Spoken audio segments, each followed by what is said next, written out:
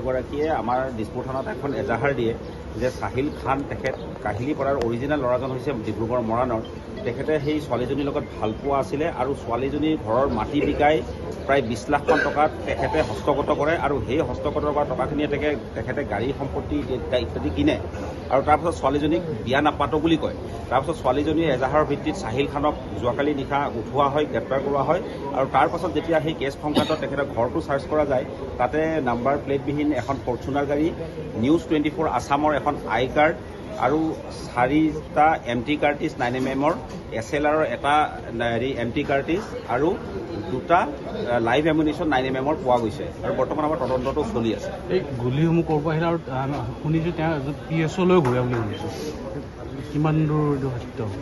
এতিয়া কথাটো হৈছে কি, আমি ইনিচিয়েলি এতিয়া যিটো খবৰ কৰি গম পাইছোঁ যে তেখেত ল'ৰাটো অলপ ফ্ৰড মানে ঠগবাজ প্ৰকৃতিৰ ল'ৰা, গতিকে সেই মানুহবিলাকে ঠগবাজ মানুহবিলাকে অলপ মানে মানুহক আকৰ্ষিত কৰিবৰ কাৰণে কিছুমান ব্যৱস্থা লয়। ফৰ এক্সাম্পল আপোনাৰ কিছুমান প্ৰাইভেট PSO ইত্যাদি লয়। গতিকে এই গোটেই বস্তুবিলাক আমি তদন্ত কৰি আছোঁ। তাৰ টকা পইচাখিনি ক'ত পালে, ফৰ্চুনাৰ গাড়ীখন ক'ত পালে বা গুৱাহাটীতে তাৰ ক'ত ফ্লেট আছে, এইবিলাক আমাৰ তদন্ত চলি আছে।